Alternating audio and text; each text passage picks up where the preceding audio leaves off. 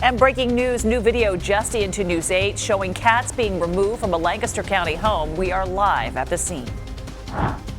Lawmakers are weighing whether to tax and regulate skill games and cannabis, what it could mean in this year's state budget. An empty field is expected to get a new lease on life here in West York Borough. We do need more housing in York. We'll tell you what apartment complex is expected to go there and what community members have to say about the new development. In the inaugural year, Penn State Harrisburg's women's flag football team winning their conference championship. It's so surreal. We'll introduce you to the players and coaches that helped make it happen. Scammers just keep trying, and often they succeed. Don't let them. The scam that just cost several people in the Susquehanna Valley thousands of dollars. And after 3 decades, which Hershey Park ride will be shutting down at the end of the summer?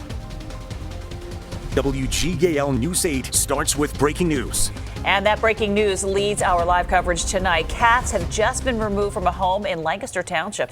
Good evening. I'm Lori Burkholder. And I'm Jerry Gish. News 8 has been on the scene on Spencer Avenue all afternoon, and News 8's Bailey Martin is there and joins us live. Bailey. Guys, it's been hours that we've been here on Spencer Avenue in Lancaster Township waiting to see what the SPCA and Lancaster Township Police were going to pull out of that home. They've been here since around noon, 1 o'clock this afternoon. We watched them take dozens of empty animal carriers into that home, and just within the last half hour or so, we've seen them pull out at least 20 cats from that home. I spent the afternoon talking with neighbors here today, getting a feel for what this situation is like. They say that this has been an ongoing issue and that the person who lives in this home owns and breeds ragdoll cats. Now, I was told that there are always boxes of pet food outside on the porch and that it's a known fact that a lot of animals live in that house. The smell inside of that home was described to me as unbearable. Neighbors even told me they had previously seen cat feces on the counters and on the ground inside, and that person did not let other people into their home often. People who live here say that they knew the homeowner was having sewage problems and that a maintenance worker was actually coming to fix them. Now, we have seen this storage unit parked outside of that home since we came here. We were told by neighbors that some of the furniture that was inside of that home had been taken out because of those sewage issues, excuse me. Now, it wasn't too long after that maintenance worker was at that home taking care of some of those issues that police and the SPCA showed up. We did reach out to the SPCA to speak with a spokesperson today. The only thing they could confirm to us is that they are here today serving a search warrant. We have not yet heard from police what is going to happen after this incident, but like I just mentioned, we did see them pull at least 20 cats out. They're all stacked up on top of the front lawn there. So we are still waiting to hear exactly how many and what the situation will look like moving forward. Live in Lancaster Township, Bailey Martin, WGAL News 8. Bailey, thank you. Breaking right now, the city of Lancaster has announced that Easton McDonald is no longer police chief, effective immediately.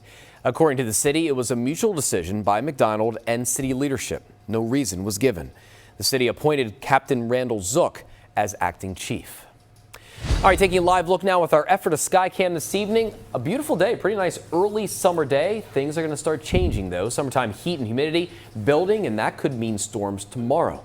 Let's go to Storm Team meteorologist Ethan Houston. Yeah, we're talking more intense showers and thunderstorms at times, along with that high heat and humidity. And that's not going to be just Wednesday. Outside right now, we're seeing the clouds thicken up and some spotty showers are moving through our western communities. These showers will stay with us for a couple more hours as we are watching more rain build back to our southwest. I expect these showers will begin to dissipate by the time we make it about an hour or so after sunset. But notice tomorrow's an impact day. First, we could see some scattered showers through the, I'd say, sunrise through the morning commute, and we could see some isolated, strong, potentially severe thunderstorms tomorrow afternoon into the evening hours as temperatures rise into the mid-80s. Higher heat and humidity will be out there for Thursday into Friday. Notice those feels like temperatures peaking in the 90s for Thursday, closer to 100 on Friday, and some of those storms for Thursday and Friday could also potentially be severe. That's why Thursday and Friday are impact days as well. We'll see temperatures drop a few degrees along with humidity values heading into the weekend. I'll talk about that more coming up.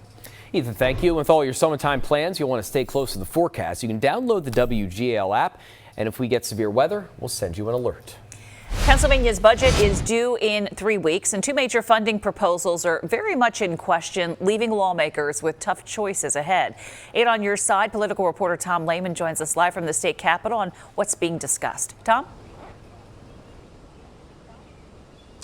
Yeah, Lori, there actually was a vote in the House shortly ago on a measure that would be, well, a way to try to generate revenue and help close the gap when it comes to where the state is going to be spending money. But the bottom line is that the governor's $53.3 billion budget proposal would rely on using legalized cannabis and taxed and regulated skill game revenue to help balance the plan. But there is time that is not going to be available at the end of this month. Essentially, lawmakers are fighting the clock. Leave our people alone. It's June at the state capitol, and that means rallies, the state playoffs that are of like groups lobbying lawmakers for action, So you notice he's red, black, and yellow? and even zoo animals from across Pennsylvania. And much like the speed of this sloth, lawmakers are slowly moving toward a budget deal. Jeff Smith with Montco Normal is asking lawmakers to legalize adult use cannabis, arguing it could bring in at least hundreds of millions of dollars in revenue each year. I think the time is now, and we need to create legislation that will pass, and the budget would be great. Legalized cannabis does face some opposition from Senate Republicans, though. And some fear efforts to tax and regulate skill game machines might be on pause because of an impending Supreme Court ruling on their legality. Some Republicans argue it's time to look elsewhere for revenue. I hesitate to see how vice taxes really solves the problem that we're distracted from, which is the governor proposing massive spending increases year over year without realistic revenue proposals to actually make the dollars work. What other alternatives might be in play? House lawmakers Tuesday, in a bipartisan vote, passed a 5% gross receipts tax on companies that do digital advertising in the Commonwealth. It stands to bring in hundreds of millions of dollars, somewhere between $500 and $900 million, which in this building, I've been here about 8 years, and I have to tell you, usually we are talking about the opposite side of the coin. We're talking about how we can stretch a dollar and make it go even further. Well, in short, the big debate here is really how much money to spend on this year's budget. And lawmakers and the governor really trying to avoid a repeat of last year when we had a months-long impasse that delayed billions of dollars in funding going out to schools and counties across Pennsylvania. Here in Harrisburg, Tom Lehman, WGAL News 8.